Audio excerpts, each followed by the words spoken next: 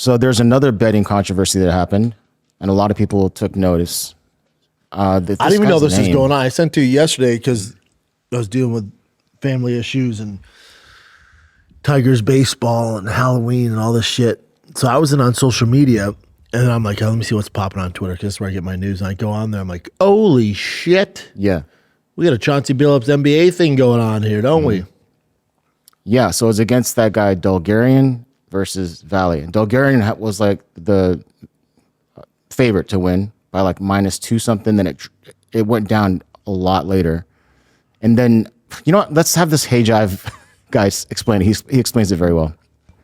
Could be the biggest sports betting scandal in the history of the UFC because the evidence behind it is so clear. There's no way they're getting away with it. Isaac Dolgarian is one of the best prospects in the UFC. His previous fight, he made history as the largest betting favorite in UFC history. Into this fight against Del Val, he sat around a -240 to -270 favorite for majority of the week. Hour before the fight, some sports books pulled the odds on the entire fight. Why? Because there was suspicious betting activity. That suspicious activity led from Dolgarian going from a -240 favorite all the way to a -135 by the time it closed. Not only that, Yadier Del Val to win in round 1 went from +850 all the way down to +475. What actually happened in the fight was hilarious. Dolgarian has a 100% takedown accuracy in round 1. What does he do? He shoots a takedown, gets in on the hips, has the takedown, but fails it on purpose. Del Val takes his back and is looking for a rear naked choke. Daniel Cormier on the commentary team is losing his mind because Dolgarian's not doing anything correctly to defend a rear naked choke. Class 1 of jiu-jitsu type of stuff. After faking like he's trying to get out of the rear naked choke for about 27 seconds, he taps. On the post show, Michael Chiesa was also bumfounded as to how Dolgarian didn't do a single thing to defend the rear naked choke. At this point, everyone knows there's something fishy going on with this fight. And then it comes up that Isaac Dolgarian used to be coached by none other than James Krause. James Krause was the leader of the biggest UFC betting scandal in UFC history. Earlier this week, Dolgarian was seen in an interview with MMA Junkie. He believes that fighters should get 3 to 5% of sports bettors' winnings if they bet on them. So it's very clear that this dude has thought about sports betting on UFC before. This is the ultimate cherry on top of everything. Caesars Sportsbook and William Hill are offering credits for sports bettors that lost a bet on the Dolgarian versus Del Val bout. Sportsbooks themselves, one of the greediest operations known to man, are literally saying that that fight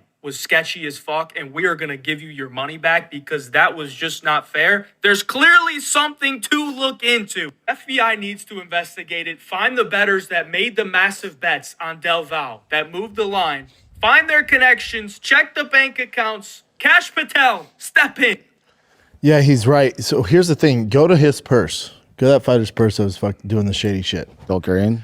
So when it comes to the NBA, like Chauncey Billups and Rozier and stuff like that, that doesn't make sense to me because they're paid so much money. I think Chauncey's salary was like $3 to $6 million a year. Rozier signed a huge fucking deal. So it doesn't make sense to me. The only thing that you could chalk up the NBA scandal and all that stuff is they're gambling addicts. Like they enjoy the chase and it's just what they do. Yeah.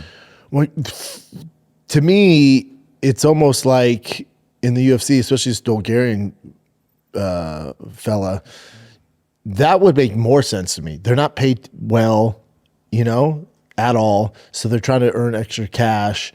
The circumstances aren't great compared to the NBA, NFL, MLB. So it makes more sense. There's some shenanigans going on especially with lower level UFC guys, especially.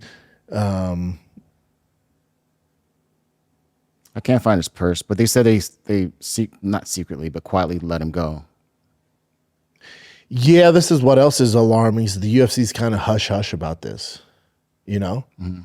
There's not much going on there.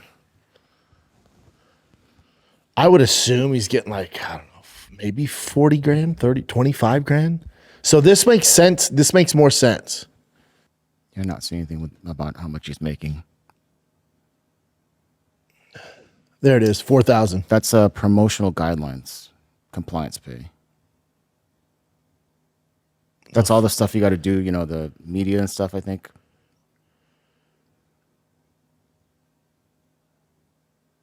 Yeah, that's what that is.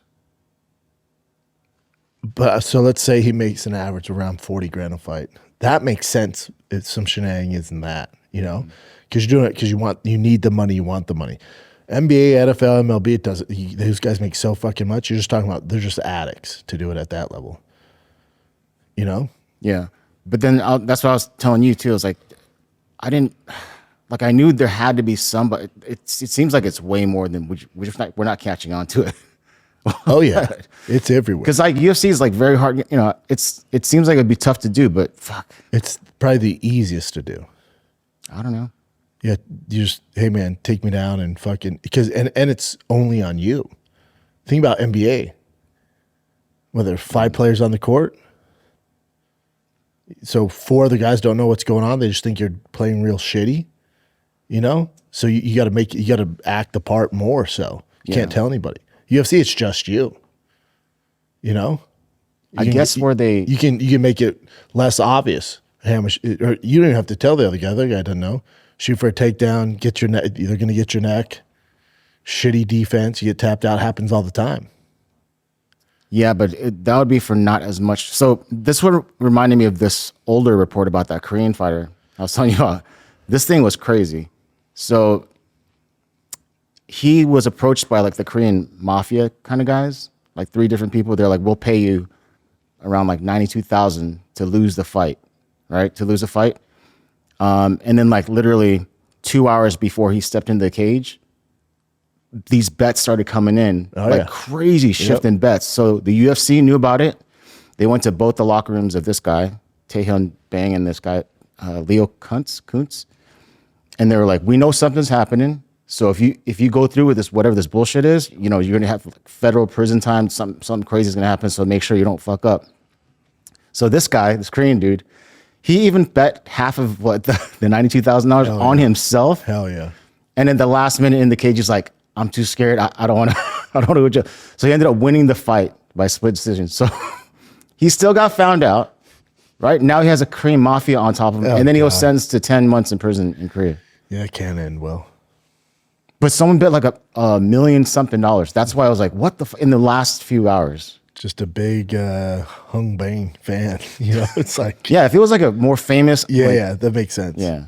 Yeah, it's happening in all levels of sports, man. Just like PEDs. It's happening. And it gets like more sophisticated dark too. Underbelly, and it's part of it. Yeah, the UFC is gonna be in some shenanigans, man, because this can come out more if the FBI does get a hold of this, starts looking into it more. They're gonna find more of it. And then also with the antitrust lawsuit, now they're asking for documents from managers from the big boys, like the 2 biggest, like Ali, who worked with all the top dogs.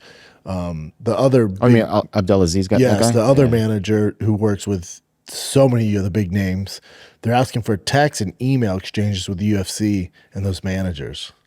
So this is going to uncover a ton of shit, man. It's not going to be good. Yeah. Now, this isn't going to get picked up, I don't think, by, the big boys, the big networks, or the casuals won't know, but the hardcores were like, yeah, no shit.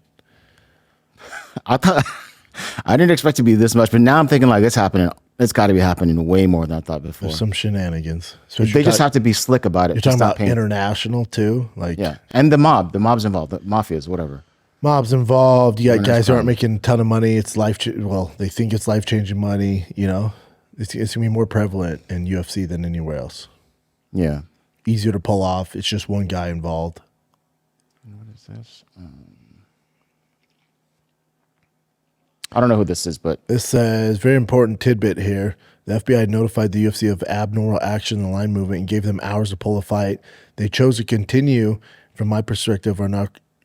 Geez. They're not complicit. They're saying the UFC's part of it, which is the UFC ain't part of it. UFC's probably get the fuck out of her. And there's an update. Federal regulators have flagged over 100 UFC fights this year for abnormal betting patterns, including 2 additional fighters of last night's card. Shit is about to get very ugly. Still working on to confirm it, but it sounds like the feds are moving to audit Jason Herzog fights. Oh, shit, yeah.